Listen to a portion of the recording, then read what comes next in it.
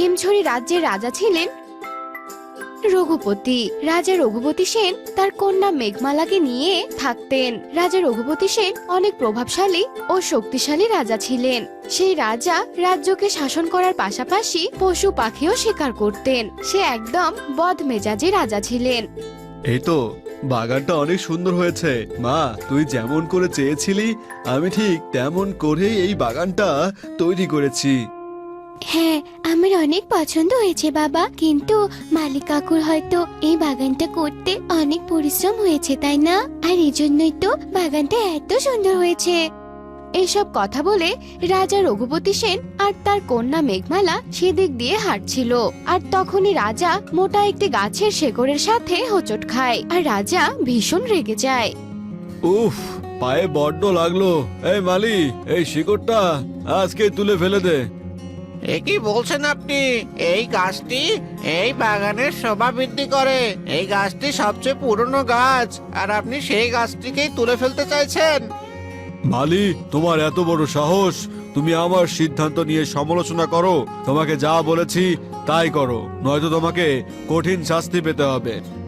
এ কথা বলে রাজা রঘুপতি সেন রাগে গজগজ করতে করতে সেখান থেকে চলে যায়। আর রাজার এমন আচরণে রাজকন্যা মেঘমালার অনেক খারাপ লাগে। বাবা, এরকম কঠোর সিদ্ধান্ত কি করে নিলেন? মালিক কাকু, হঠাৎ বাবার কি এমন হলো যে এমন কঠিন সিদ্ধান্ত নিতেও দ্বিধাবোধ করলো না? আমি জানি না হঠাৎ করে তার কি হয়েছে, কিন্তু রাজকন্যা, আমি এই গাছটি কিভাবে কাটবো? এই বাগান তৈরি করার পর থেকেই আমি এই গাছটি অনেক যত্ন করেছি, আর আমার এটা ভেবেই কান্না পাচ্ছে যে আজকে এই গাছটা আমাকে কাটতে হবে। এ কথা বলে মালি চোখের জল ফেলতে ফেলতে একটি কুঠার নিয়ে আসে আর গাছটি কাটতে শুরু করে। আর রাজকন্যা মন খারাপ করে সেখান থেকে চলে যায়। এভাবেই রাজা কঠিনতম থেকে কঠিনতর হতে থাকে আর কঠিন কঠিন সিদ্ধান্ত নিতে থাকে। সে অন্যদেরকে নিয়ে কখনোই ভাবতো না, শুধু তার শাসন কার্য চালিয়ে যেত। উফ, এত সুরালো শব্দ কোথা থেকে আসছে? নিশ্চয়ই কোনো পাখি গান গাইছে। পাখির গান গাওয়া দেখে রাজা ভীষণ রেগে যায় আর সে বিছানা থেকে উঠে বসে আর জানালার কাছে যায়। আর জানালার কাছে গিয়ে দেখে গাছের ডালে বসে একটি ছোট্ট মিষ্টি পাখি সুরেলা সুরে গান গাইছে। শয়তান ছোট পাখি, তোর এত বড় সাহস, তুই তোর ওই সুরেলা কণ্ঠ দিয়ে গান গেয়ে আমার ঘুম ভাঙাস? দেখ এবার তোকে আমি কি করি। এরপর রাজা একটি তীর ধনুক নিয়ে পাখিটিকে হত্যা করে। আর এসব কাণ্ড দরজায় দাঁড়িয়ে রাজকন্যা দেখতে থাকে। আর রাজকন্যার মনে ভীষণ দুঃখ লাগে। রাজকন্যা মনে মনে ভাবে, বাবা কত নিষ্ঠুর ভাবে পাখিটিকে হত্যা করলো। দিন দিন বাবা একদম নিষ্ঠুর হয়ে যাচ্ছে। প্রকৃতিও বুঝি তার নিজের নিয়ন্ত্রণে আসতে চাইছে না। তবে এই ব্যাপারটা হয়তো একদিন বাবার ধ্বংস ডেকে আনবে। না, এবার বাবাকে থামাতে হবে। এসব কথা ভেবে রাজকন্যা রাজার কাছে যায় আর বিনয়ের স্বরে বলে, বাবা, এটা তুমি কি করলে? পাখি গান গাইবে, এটা তো স্বাভাবিক ব্যাপার, আর তুমি কি না নির্মম ভাবে পাখিটিকে হত্যা করলে? আমি যা করেছি একদম ঠিক করেছি, কারণ ওই শয়তান পাখিটির জন্য আমার ঘুম ভেঙেছে। আমার রাজ্যে থাকতে হলে আমার হুকুম মতো থাকতে হবে, আমার কোনো কাজে ব্যাঘাত ঘটানো যাবে না। এসব তুমি কি বলছো বাবা? তুমি মানুষের সাথে সাথে তো প্রকৃতিকেও নিয়ন্ত্রণ করতে চাইছো। হ্যাঁ চাইছি, কারণ এটা আমার রাজ্য। আর মেঘমালা, তুই এসব নিয়ে আমার সাথে একদম তর্ক করবি না। দূর হয় এখন আমার সামনে থেকে। বাবার এমন কথা শুনে মেঘমালা উদাস হয়ে সেখান থেকে চলে যায়। আর অনেক ভাবনা চিন্তার পরে মেঘমালা গালিচায় চড়ে প্রকৃতি পরীর কাছে যায় আর প্রকৃতি পরীকে সমস্ত ঘটনা খুলে বলে। আমিও এসব দেখে খুব চিন্তিত। তোমার বাবা যা প্রকৃতির সঙ্গে করছে এটা আমি কিছুতেই মেনে নিতে পারছি না। আমি প্রকৃতির কোনো ক্ষতি হতে দিতে চাই না। প্রকৃতি মাতা, আপনি দয়া করে কিছু একটা করুন। হ্যাঁ, আমি খুব শীঘ্রই তোমার বাবার সঙ্গে দেখা করতে যাব। প্রকৃতি পরীর কথা শুনে মেঘমালা আশ্বস্ত হয় আর আবারও গালিচায় চড়ে তার রাজপ্রাসাদে ফিরে আসে। কিছুদিন পরে প্রকৃতি পরী রাজা লঘু সেনের কাছে আসে। প্রকৃতি পরি আপনি? এই রাজার দরবারে আপনাকে স্বাগতম। বলুন প্রকৃতি পরি, আপনাকে আমি কিভাবে আপ্যায়ন করতে পারি?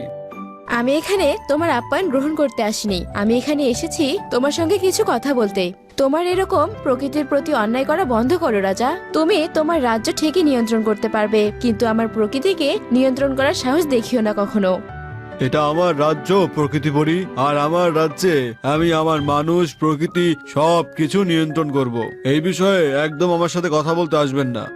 রাজা, তুমি যদি আমার সতর্কবার্তা না মানো তাহলে কিন্তু আমি কঠোর সিদ্ধান্ত নিতে বাধ্য হব। পূর্বের পাপিষ্ঠদের মতোই আমি আমার রং করা ঘরে নিক্ষেপ করব। আরে পরী রং করা ঘর, সেটা আবার কি? কোন রঙ্গকক্ষ নাকি? রঙ্গকক্ষে আপনার রঙ্গকক্ষে মানে রঙ্গরা কক্ষে কি কি আপ্যায়নের ব্যবস্থা আছে পরী? কোনো আপ্যায়ন নয়, রং করা ঘরে আছে শুধু অন্ধকার আর অন্ধকার, যেখানে পাপীদেরকে শাস্তি দেয়া হয়। আর তুমি যদি শাস্তি না পেতে চাও তাহলে শুধরে যাও। এসব কথা বলে প্রকৃতি পরী সেখান থেকে চলে যায়, কিন্তু রাজা শুধরে না গিয়ে আরো নিষ্ঠুর হয়ে যায়। আর হঠাৎই একদিন রাজা শিকারের জন্য জঙ্গলে যায় আর দেখে একটা মা হরিণ তার বাচ্চাকে নিয়ে ঘাস খাচ্ছে। বাহ বাহ, এই বাচ্চা হরিণটা তো ভারী সুন্দর। আজকে আমি এই হরিণটাকে শিকার করব। এ কথা বলে রাজা সে বাচ্চা হরিণের দিকে তীর তাক করে। আর এই ঘটনা মা হরিণটি দেখতে পায় আর ছুটতে রাজার কাছে আসে। দয়া করুন রাজামশাই, আপনি আমার বাচ্চাটিকে হত্যা করবেন না, আমার যে বুক খালি হয়ে যাবে। দয়া করুন রাজামশাই, আমার বাচ্চাটার অকালে প্রাণ নেবেন না। হরিণের কাকুতি মিনতি দেখে রাজা ভীষণ রেগে যায় আর হরিণটিকে লাথি মারে। আর রাজা হরিণের বাচ্চাটির দিকে তীর ছোড়ে, আর সেই তীরটা বাচ্চাটির পেটে ফুঁড়ে বাচ্চাটি মারা যায়। আর এদিকে মা হরিণটা কাঁদতে কাঁদতে বাচ্চার কাছে যায় আর তার বাচ্চা হরিণের কাছে গিয়ে কাঁদতে থাকে। ঠিক তখনই দুটো বড় বড় ঈগল পাখি এসে রাজাকে তুলে নিয়ে যায় আর প্রকৃতি পরীর সামনে নিয়ে এসে ফেলে। শয়তান রাজা, আমি তোকে নিষেধ করেছিলাম আমার প্রকৃতির সাথে অন্যায় না করতে, কিন্তু তুই আমার নিষেধ কিছুতেই শুনিসনি। এবার তোকে কঠিন থেকে কঠিনতম শাস্তি পেতে হবে। এ কথা বলে প্রকৃতি পরী তার রং করা ঘরের দরজা খোলে আর তার লম্বা হাত দিয়ে রং করা ঘরে ঢুকিয়ে দেয়। আর ঠিক তখনই ঘরের দরজা বন্ধ হয়ে যায় আর ঘরের ভেতর থেকে রাজার চিৎকার ভেসে আসতে থাকে। আমাকে আমাকে আমাকে বের করুন এখান থেকে প্রকৃতি পরি, আমার খুব কষ্ট হচ্ছে। আমি আমি আর কখনো প্রকৃতি নিয়ন্ত্রণ করতে চাইবো না। আমার ভুল হয়েছে, আমাকে ক্ষমা করুন। আমি আমি আর কখনো নিষ্ঠুর আচরণ করব না। চিৎকার করে কোনো লাভ নেই, এই শাস্তি তোমাকে পেতেই হবে। আর এটাই হবে তোমার পাপের প্রায়শ্চিত্ত। আরো কষ্ট ভোগ করো, অনুতপ্ত হও, আর তারপরেই আমি তোমাকে এই রং করা ঘর থেকে বের করব। এসব বলে প্রকৃতি পরী সেখান থেকে চলে যায়। আর 7 দিন পর প্রকৃতি পরী আবার সেখানে আসে আর রং করা ঘর থেকে রাজাকে বের করে। আমাকে আমাকে ক্ষমা করে দিন প্রকৃতি পরি, আমি আমি আর এমন এমন অত্যাচার করব না। আমি অনেক দয়ালু হয়ে যাব, অনেক ভালো রাজা হব। তুমি অনুতপ্ত হয়েছো, এতে আমি বেশি খুশি হয়েছি। তবে এরপর যদি এমন ভুল করো তাহলে আর ক্ষমা করব না তোমায়।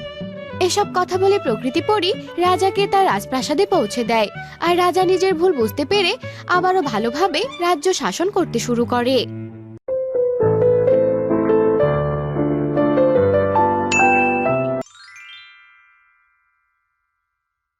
মহারাজ, আমাকে আপনার রাজ্যে ঠাঁই দেওয়ার জন্য অনেক ধন্যবাদ। আপনি না থাকলে ওই রাজ্যের রাজা হয়তো আমাদের আজীবন বন্দি করে রাখতো।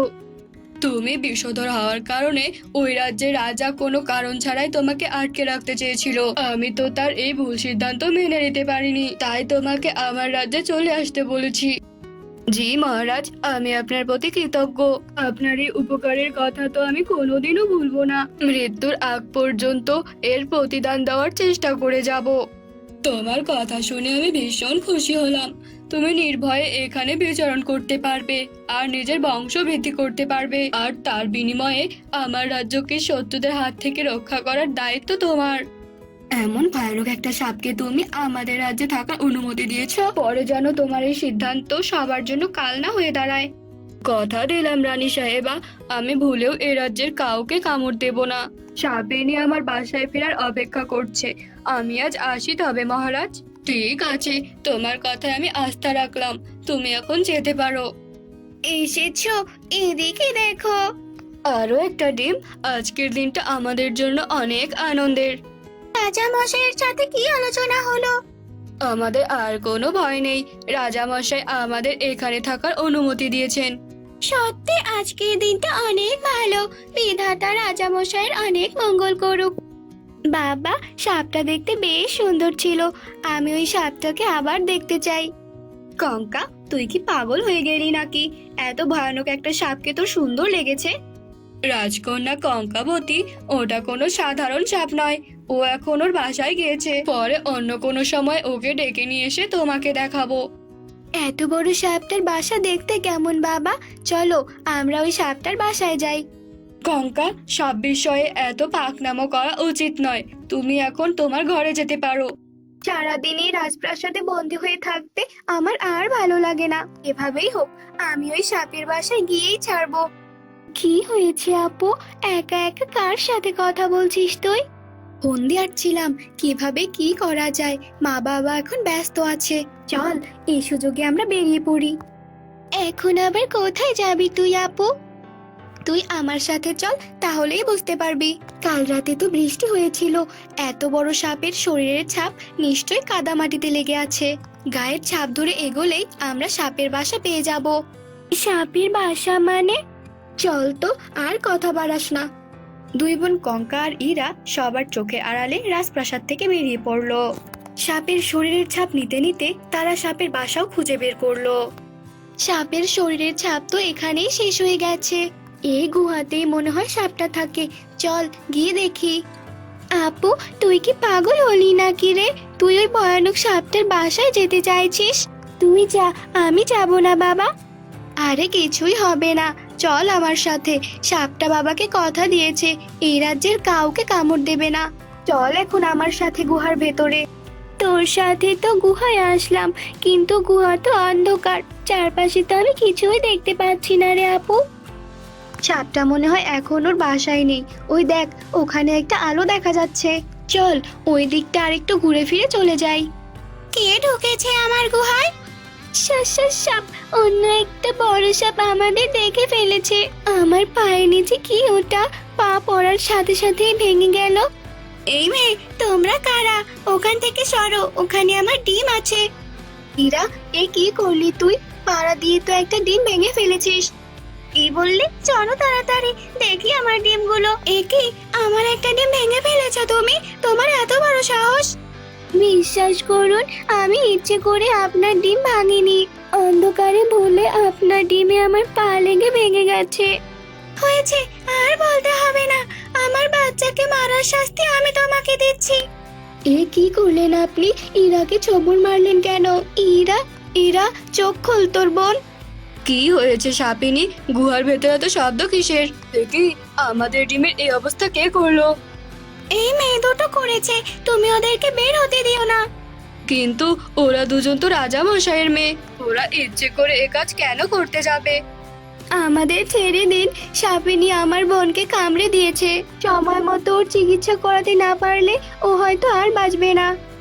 এ কি করেছো তুমি সাপিনী? কঙ্কা, তুমি তাড়াতাড়ি তোমার বোনকে নিয়ে রাজমহলে ফিরে যাও। আপনাকে ধন্যবাদ। আপনি ও দুটোকে যেতে দিলেন। ওরা আমাদের ডিম ভেঙে ফেলেছে। এত তাড়াতাড়ি বলে গেলেন। তুমি ওই মেয়েটাকে কামড়ে ভালো করনি সাপিনী।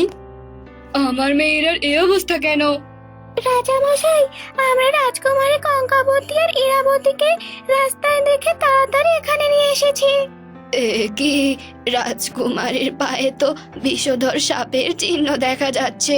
ওকে বাঁচাতে চাইলে এখনই ওর পা থেকে বিষ নামাতে হবে। কিন্তু দেরি হওয়ার কারণে রাজকন্যা ইরাবতী বেঁচে গেলেও তার পুরো শরীর অবশ হয়ে গেল।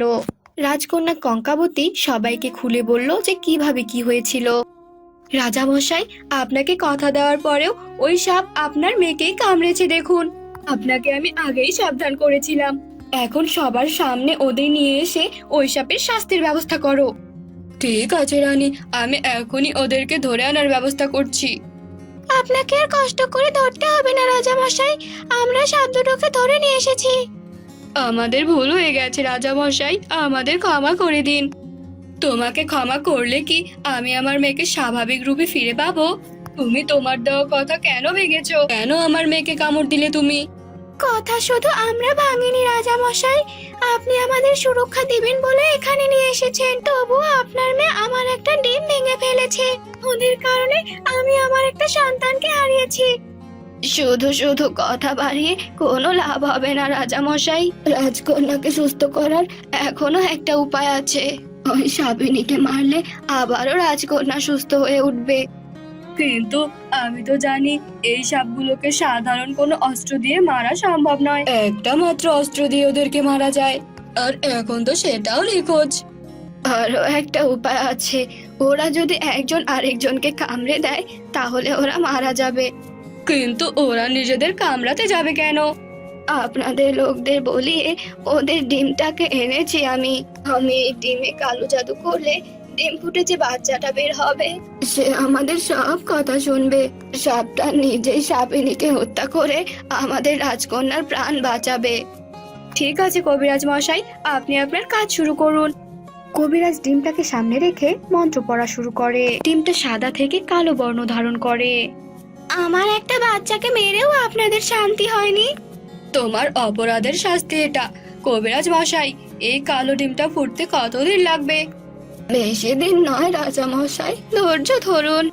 ঠিক আছে, সাপিনীকে বন্দি করে রাখো। 2 দিন পর ওদের সন্তানই ওদেরকে শাস্তি দেবে। এই 2 দিনে আমার মেয়ের কিছু হবে না তো কবিরাজ মশাই?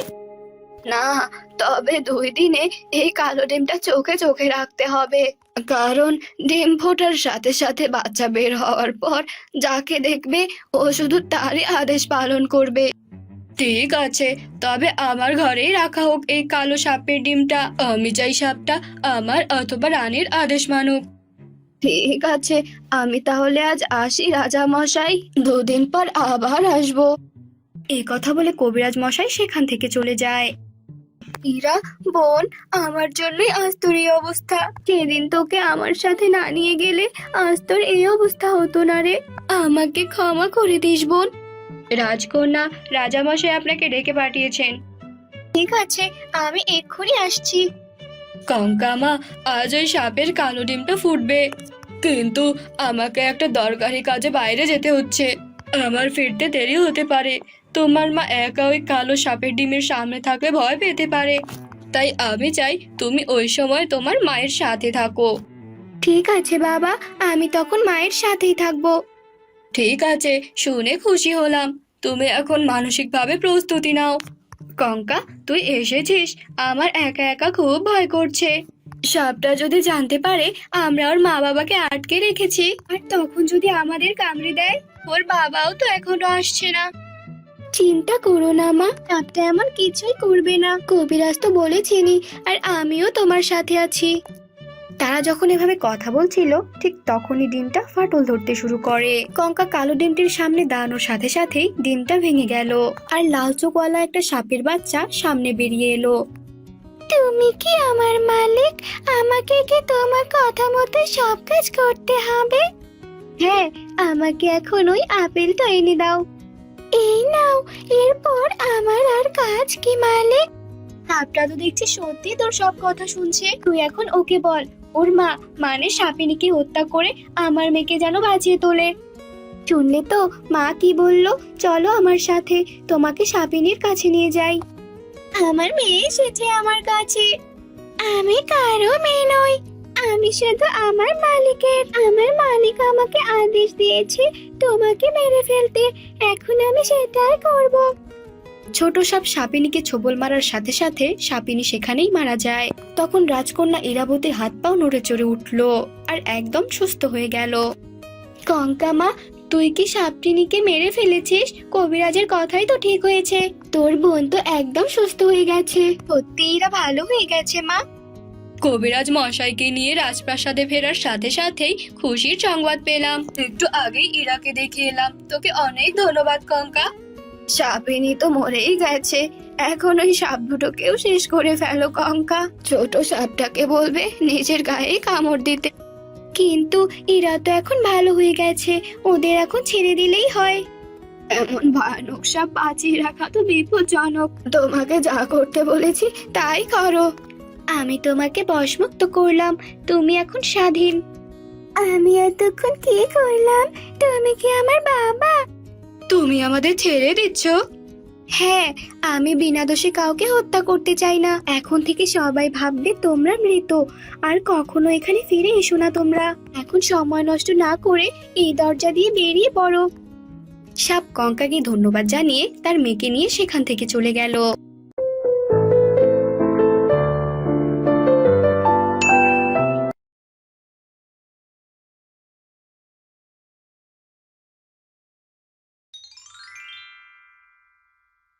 হরিশ্বর গ্রামে সুমনদা নামের এক মহিলা তার 5 বছরের মেয়ের সাথে বসবাস করত।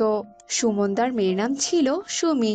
সুমনদার স্বামী মারা যাওয়ার পর থেকে সুমনদা একা হাতে তার 5 বছরের মেয়েকে এত বড় করে তুলেছে। সুমনদার 1 খণ্ড জমি ছিল, যেটাতে ফসল ফলিয়ে সুমনদা তার সংসার চালাতো। তাদের মামের দিন বেশ ভালোই চলছিল। মা, ও মা, কোথায় তুমি? শুনে যাও কি হয়েছে। মা, ও মা, কোথায় গেলে গো? এসো না। কি হয়েছে কি? হ্যাঁ, এভাবে ডাকছিস কেন বলতো? আরে মা, শোনো না কি হয়েছে। আজ আমি আর টুনি বুড়ি দিদার বাড়িতে গিয়েছিলাম।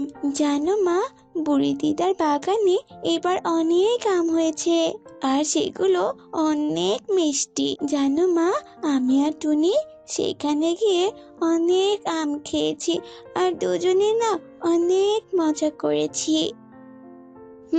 খুব ভালো কাজ করেছিস। তোদের তো খেয়ে দেয়ে কোনো কাজ নেই, খাওয়া দাওয়া আর শুধু এদিক ওদিক টোটো করে ঘুরে বেড়ানো। শোন, আমি তোর জন্য খাবার বেড়ে রেখেছি, তুই খেয়ে নিস কেমন? আমি বরং কাজে যাই, আমার যে আজ বড্ড দেরি হয়ে যাচ্ছে রে। আচ্ছা আচ্ছা, ঠিক আছে মা, আমি খেয়ে নেব, তুমি যাও। এরপর সুমনদা তার কাজে চলে যায়। এভাবে দুই মামের দিন ভালোই চলছিল। একদিন সুমনদাদের বাড়িতে এক বৃদ্ধা আসে। মায়েরা, কেউ কি বাড়িতে আছেন? আমাকে একটু সাহায্য করবেন, আমি যে অনেক বিপদে পড়েছি। বৃদ্ধার ডাকে সুমনদা আর সুমি বাইরে বেরিয়ে আসে। কে গো বুড়িমা আপনি? আর কি হয়েছে আপনার? বাছা, আমাকে তোরা চিনবি না রে, আমি 3 দিন থেকে কিচ্ছু খাই না, আমায় একটু খাবার দিবি? এই পৃথিবীতে যে আমার কেউ নেই। মা, দেখো দেখো, ঠাকুমাটার কত কষ্ট, একটু খাবার এনে দাও না ঠাকুমাটাকে। হ্যাঁ রে মা, আমি এক্ষুনি দিচ্ছি। বুড়িমা, আপনি এখানেই দাঁড়ান। এরপর সুমনদা সেখান থেকে চলে যায় আর কিছু খাবার এনে সে বৃদ্ধাকে দেয়, আর বৃদ্ধা তৃপ্তি করে খেতে থাকে। মা, মা, বলছি কি, ঠাকুমার তো যাওয়ার মতো কোনো জায়গা নেই, তাহলে ঠাকুমা আমাদের সাথেই থাকো কেমন? তাছাড়া এই বাড়িতে তো তুমি আর আমি ছাড়া কেউই থাকে না, বলো? ঠাকুমা এখানে থাকলে ভালোই হবে। হ্যাঁ রে মা, তুই একদম ঠিক কথা বলছিস। কি গো বুড়িমা, থাকবে আমাদের সাথে? থাকবো রে, কেন থাকবো না বলতো? এখানে থাকতে পারলে তো আমার বেশ ভালো হবে। এরপর থেকে বৃদ্ধা সুমনদাদের সাথেই থাকতে শুরু করে। এভাবেই কেটে যায় বেশ কিছুদিন। একদিন রাতে সুমি আর সুমনদা ঘুমাচ্ছিল।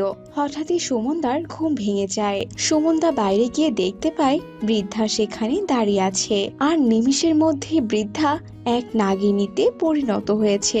এইসব দৃশ্য দেখে তো সুমনদা ভীষণ ভয় পেয়ে যায় আর চিৎকার করে ওঠে। আরে আরে, এ কি বুড়িমা, বুড়িমা, নাগিন, নাগিন। এসব বলতে বলতে সুমনদা সেখানে অজ্ঞান হয়ে পড়ে যায়, আর সুমনদার এমন চিৎকারে সুমির ঘুম ভেঙে যায়, আর সে বাইরে বেরিয়ে আসে। আর বাইরে এসে সুমি নাগিনকে দেখে, আর দেখে তো ভীষণ অবাক হয়ে যায়। একি নাগিন, তুমি আমার মাকে মেরে ফেললে? না না গো, তুমি ভুল ভাবছো, আমি তোমার মাকে মারিনি। আমাকে দেখে তোমার মা অজ্ঞান হয়ে পড়ে গেছে। তুমি কোনো চিন্তা করো না, দাঁড়াও, আমি এক্ষুনি তোমার মায়ের জ্ঞান ফিরিয়ে দিচ্ছি। এই বলে নাগিন জাদু করে সুমনদাকে ভালো করে দেয়। এ কি তুমি সাধারণ মানুষ নও, তুমি একটা নাগিন? হ্যাঁ গো, আমি একটা নাগিন, কিন্তু আমি শুধুমাত্র পূর্ণিমার রাতেই আমার নাগিন রূপ ধারণ করতে পারি, আর সেটাও মাত্র 1 ঘন্টার জন্য। এক শয়তান ডাইনি আমার থেকে আমার নাগমণি কেড়ে নিয়েছে, যার কারণে আমি সম্পূর্ণরূপে আমার নাগিন রূপে আসতে পারছি না। আচ্ছা, তোমার মনে ফিরে পাওয়ার কি কোনো উপায় নেই? আছে তো, এই গ্রামের দক্ষিণে আছে অরব জঙ্গল, আর সেই জঙ্গলে আছে এক অদ্ভুত গাছ, যে গাছটাতে আছে শুধুমাত্র একটাই ফল, আর সেই ফলটার ভেতরেই আছে আমার নাগমণি। কিন্তু সেই ফলটা পাহারা দেয় অসংখ্য সাপ, যেগুলো কিনা গাছে ধরে ধরে আছে, আর সবগুলোই ওই ডাইনির বশে। ওই গাছের পাশে আছে ওই দুষ্টু ডাইনির কুঠির। যদি আমার মনে আমায় কেউ এনে দিতে পারে, তবে আমি সম্পূর্ণ নাগিন রূপে ফিরে আসতে পারবো। তুমি কোনো চিন্তা করো না, আমি তোমার নাগমণি ফিরে পেতে সাহায্য করব। আমি যাব তোমার ওই ফল আনতে। না না মা, তুই ওখানে গিয়ে কি করবি বলতো? ওই ডাইনি তোকে মেরে ফেলবে, যাস না। মা, তুমি আমায় নিয়ে কোনো চিন্তা করো না, আমি ঠিক আনতে পারবো, দেখো। আর তুমি তো আমাকে বলেছিলে সব সময় যেন আমি অন্যের বিপদে সাহায্য করি, আর তার জন্যই আমি ওনাকে সাহায্য করব মা। এরপর সুমি সেই অরূপ জঙ্গলের উদ্দেশ্যে রওনা দেয়, আর কিছুক্ষণ পরে সে ওই অদ্ভুত সাপ ধরা গাছকে দেখতে পায়। এই তো সেই সাপের গাছ, কি অদ্ভুত দেখতে। বুঝেছি, মাঝের ওই লাল ফলটাই আমাকে নিতে হবে, কিন্তু এখন এই ফলটা নিলে তো আমাকে সাপ দংশন করবে। না না বাবা, আমি বরং ওই ডাইনির কাছে যাই, ডাইনির কাছে গিয়ে আমাকে ওর মন জোগাতে হবে। এই বলে সুমি জঙ্গল থেকে কিছু ফল সংগ্রহ করে, আর সেই ফলগুলো নিয়ে ডাইনির কুঠিরে যায়। ডাইনি দিদা, ও ডাইনি দিদা, কোথায় গেলে গো? এই দেখো, আমি তোমার জন্য কি নিয়ে এসেছি। ডাইনি দিদা। এই, কে রে তুই? আর আমি তোর কোন কালের দিদা? হ্যাঁ, আরে দিদা, তুমি এটাও জানো না? তুমি তো আমার আগের জন্মের দিদা ছিলে গো, কিন্তু দুর্ভাগ্যবশত আমি এই জন্মে মানুষ হয়েছি, আর তুমি ডাইনি হয়েছো। কি? তুই সত্যি বলছিস বাছা? তুই আমার নাতনি? হ্যাঁ গো দিদা, আমি সত্যি বলছি। জানো দিদা, তুমি না আগের জন্মে একজন রানী ছিলে, আর আমি তোমার নাতনি ছিলাম। আমরা অনেক মজা করতাম, আর সকলে তোমাকে রানীমা বলে ডাকতো, আর অনেক মজা হতো। জানো দিদা, এক তান্ত্রিক বাবা আমাকে তোমার খোঁজ দিয়েছে, আর তাই তো আমি তোমার কাছে এসেছি। আমি তো তোমার একমাত্র নাতনি বলো, এই জন্যই তো আমি তোমার কাছে এলাম। এই দেখো দিদা, আমি তোমার জন্য কত ফল নিয়ে এসেছি, এগুলো খেয়ে নাও দিদা। তুই সত্যি বলছিস? আমি কি না আগের জন্মে রানী ছিলাম? আয় আয় তবে বাছা, আয় আমার কাছে আয়, তুই আজ থেকে আমার সাথেই থাকবি। এরপর থেকে সুমি ডাইনির সাথেই থাকতে শুরু করে, আর এভাবে কেটে যায় বেশ কয়েকদিন। একদিন সুমি ডাইনির কুঠিরে একটি মাটির পাখি দেখতে পায়। দিদিমা, এটা কিসের পাখি গো? এটা আমি নেই, এটা নিয়ে আমি একটুখানি খেলি। না না না না না, তুই ওটাতে হাত দিস না, ওটাতেই যে আমার প্রাণ ভোমরাছে, ওখানে হাত দিলেই যে আমি মারা যাব। চল, তোকে আমি এই জঙ্গলটা ঘুরে দেখাই। এরপর ডাইনি সুমিকে নিয়ে জঙ্গল ঘুরতে যায়, আর হাঁটতে হাঁটতে তারা সেই সাপের গাছের কাছে পৌঁছে যায়। ও মা গো, ডাইনি দিদা দেখো দেখো, আমার তো খুব ভয় করছে। এখানে কেমন সাপের গাছ। সাপের কখনো গাছ হয় বলো তো? এই সাপগুলো তো মনে হচ্ছে আমাকে মেরেই ফেলবে। না না, ওই সাপগুলো তোকে কিচ্ছু করবে না, কারণ ওই সাপগুলো যে আমার বশে আছে। আমি ওদের বলে দিচ্ছি, দাঁড়া। এই শোন তোরা, এটা হলো আমার নাতনি সুমি। এ যদি কখনো এখানে আসে, তোরা একে কিচ্ছু করবি না। চল দিদি ভাই, এখন বাড়িতে চল। এরপর তারা দুজনেই ডাইনির কুঠিরে ফিরে যায়। একদিন ডাইনি খাবারের খোঁজে বাইরে যায়, আর সেই সুযোগে সুমি ডাইনির পাখিটাকে ভেঙে ফেলে, আর ডাইনিটা সাথে সাথেই মারা যায়। আর তারপর সুমি সে সাপের গাছের কাছে যায়। এখন আমাকে এই ফলটা নিয়ে বাড়িতে যেতে হবে, কেননা এই ফলেই যে আছে নাগমণি। আর এই সাপগুলো তো এখন আমায় কিচ্ছু করবে না। ওই ডাইনি যে এই সাপগুলোর সাথে আমাকে পরিচয় করিয়ে দিয়েছে। এই বলে সুমি সেই গাছ থেকে ফলটি পেড়ে নেয়, আর সাপগুলো সুমিকে কোনোভাবে দংশন করে না। এরপর সেই ফলটি নিয়ে সুমি তার বাড়িতে ফিরে যায়, আর বৃদ্ধা রূপে নাগিনকে দেয়। বৃদ্ধা নাগমণি ফিরে পেতে সে নাগিন হয়ে যায়। তোমাদের অনেক ধন্যবাদ, আজ তোমাদের জন্যই আমি আমার রূপ সম্পূর্ণরূপে ফিরে পেয়েছি। এরপর নাগিন জাদু করে সুমিদের অনেক সোনার মোহর উপহার দেয়, আর এইগুলো দেখে তো সুমনদা এবং সুমি দুজনেই অনেক খুশি ছিল। আর নাগিন সেখান থেকে খুশি হয়ে চলে যায়। আজ এই পর্যন্তই, আবার দেখা হবে অন্য কোনো দিন, অন্য কোনো সময়, অন্যরকম এক গল্প নিয়ে। সে পর্যন্ত তোমরা সবাই ভালো থেকো, সুস্থ থেকো। ধন্যবাদ।